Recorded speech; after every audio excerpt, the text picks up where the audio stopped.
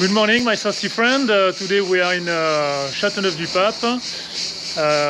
We will meet Victor Coulon from Domaine Chateau Beaurenard, and today I have the surprise to catch up with my friend and business partner Johan Morel, who is overlooking our operation in Taiwan. So he's in vacation, traveling around. Yesterday he was at Chateauneuf.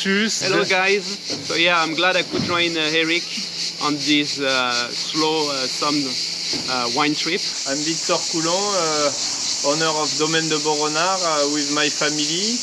I'm working today with my brother Antoine, my father and my uncle. So we are the 8th generation continuing the tradition in the Coulon family. How big is your estate? Our estate is covering vineyard in Chateauneuf, in Rasteau as well, a little bit of Côte-du-Rhône. Total is about 70 hectares. It's quite a large estate for...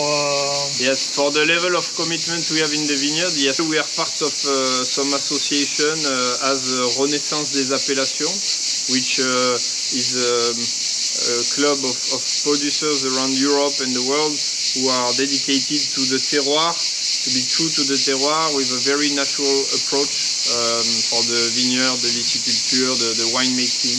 Yes. Now we are in the vines opposite the estate, yes. In Chateauneuf du Pape appellation. Yes, this is a special vineyard behind me.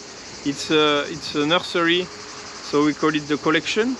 It's a vineyard that my father has planted 15 years ago, and his idea was to be self-supplied with cut varieties.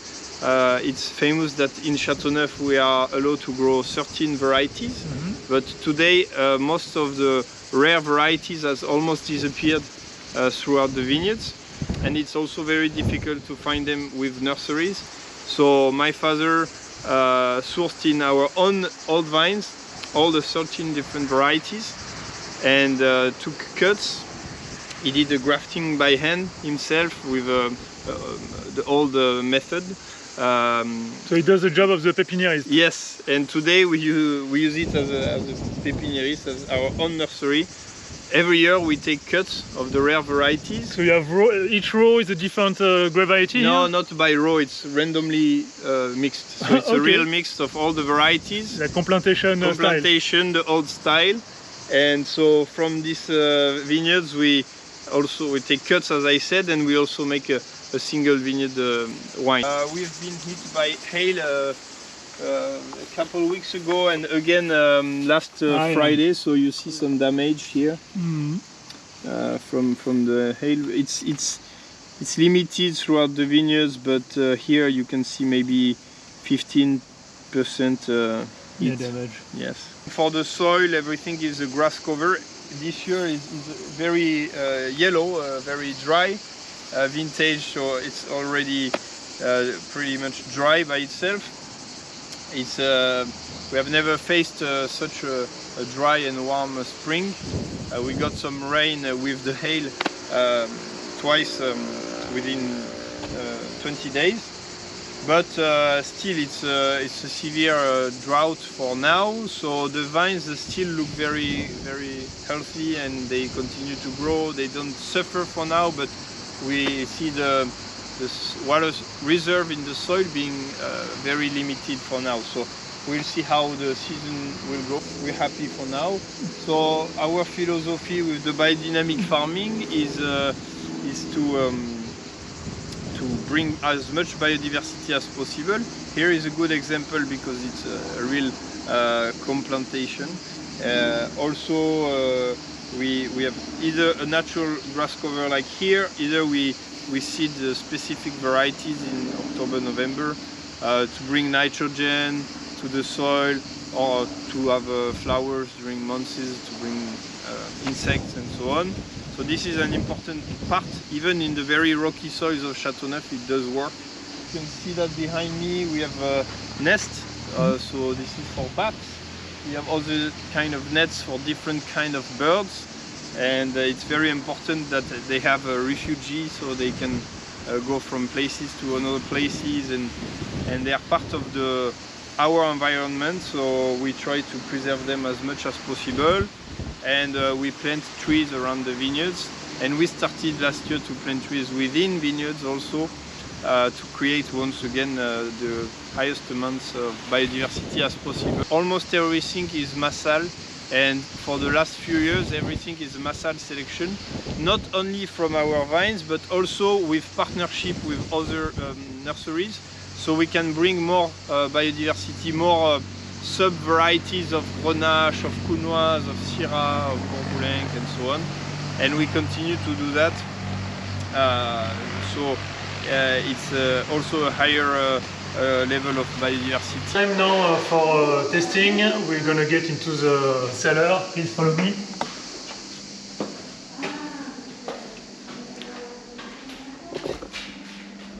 Okay, so we start with some white wine, even if Chateau du Pape is not so famous for white. I mean, it's 90-95% red, I suppose. Yeah, 90. Yeah, that's the good range. It's 93% approximately of red. We are blending 6 white grapes, all the 6 white grapes that we can grow in Chateauneuf. So the Grenache Blanc, the Clairette, the Roussanne, Beaurenard also, Picpoul, Picardin. Yeah, 2021 bottled in March. And he has an aging on stainless steel plus a few barrels, no New York, 20% barrels on the lees for 4-6 months, and then it's bottled early in the spring. So we keep the freshness, the floral, aromatic. He has enough texture also, a little more texture. It's very balanced. Yeah. Sometimes Chateau du Pape white are, very Yes. quite full-bodied Yes. white, and yeah. That's not what we want to do, neither in the red, but the white, it's very easy to fall in a heavier profile. It's nice, sweet nose character with some anise. It's Floral. I mean, you really have a lot of complexity on With more the florals nose. and A bit of nougat or calisson. Oui, le pâte d'amande, le Pâte calisson, d'amande. ça fait penser des fois. The attack of the wine, I mean, it's rich, but straight away the freshness lifts up the wine and make it very digest and. it's very well balanced. It's very appealing and attractive to have a horse in the vineyards and to apply natural teas as we do, but it wasn't the case when my father started. So we are lucky because today when we continue to do it with my brother, it's much more easy because it's accepted by. Okay, here's our next wine, which is Côte d'Huron Rasto 2020. So Rasto is used to be a Côte d'Huron village.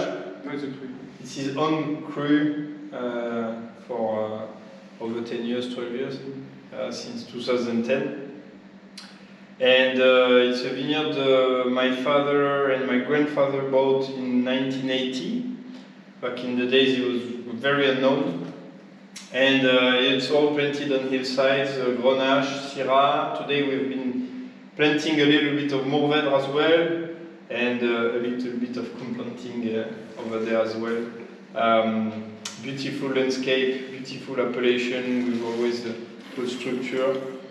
And 2020 is a vintage, very appealing, young. It has a lot of character and power, but we want the Rasto character being refined as well. Oh yeah, 15.5. Wow. It's very fresh. Yeah, it's very fresh. We have The acidity is there. Yeah, it's the same answer that I gave you with the white, is the balance we want to find. Rasto can have a lot of power, sometimes being considered as with a bit of rusticity. So our role is to give the finesse on the tannins. It's very sharp, as you said. The finish has a high mineral components. It's almost chalky. yeah. But it's the structure, the fruit front is nice. the aging is very good. I think it's It's even graphite. yes, it's a word that one in particular journalist used a lot with the Rasto, our Rasto. So the Chateauneuf du Pape, the classic, Yes. 2020. This is the historical wine of the family. As I said earlier in the vineyards, we continue to do it as a blend of all the 13 varieties, including the whites. And it's also a blend of different terroirs that we farm. It's interesting as an historical approach. And we want this Chateauneuf to reflect our vision of finesse, elegance. The nose by itself is already a complete different universe. The aromatic as well, but also the texture of the tannins. What I like in Chateauneuf terroir, you are able to express both the power and elegance at the same time, which is very rare. And our goal is to keep them on balance, not having the power in your face, but losing too much elegance. And you have to have elegance, and still we are in a southern Rhone, so we have intensity, concentration, so we have to look for this balance of power and elegance, and I think it's a real DNA of Chateauneuf. Okay, now we move on the last wine, which is Chateauneuf du Pape, but the Beaurenard cuvée 2020, which has been bottled a month ago. So vines that are 70 years old up to 100 years old, so they are really old vines, planted either by my grandfather or my great-grandfather. We don't make much of this wine, obviously. Vines don't make much grapes either, but there is a magic with that. There is a magic with what old vines are able to produce in terms of balance, intensity. So it's also like our classic Chateauneuf, a blend of 13 varieties, all the varieties. In particular, we have one site, one vineyard, where all those grapes were co-planted together. When you say 13 grapes, it's also including white? Yes, it does. Yes. We have 8 reds, the other varieties are whites. And we always use whites in the reds blends, a tiny bit, but it brings a nice finesse touch. Very impressive wine tasting. We were also talking on the way to the cellar about something very specific about Chateauneuf du Pape. And I just wanted to share it with you because on my previous visit in Beaude-Provence, we were talking about the problem with the regulation in terms of percentage of each grape, you know, in the final blend, and that some appellation of origin protected, they put too much focus, you know, on the percentage of each grape. And actually, Victor was saying that Chateauneuf du Pape was fighting against this. So Chateauneuf is the first AOC appellation. It was created in 1936.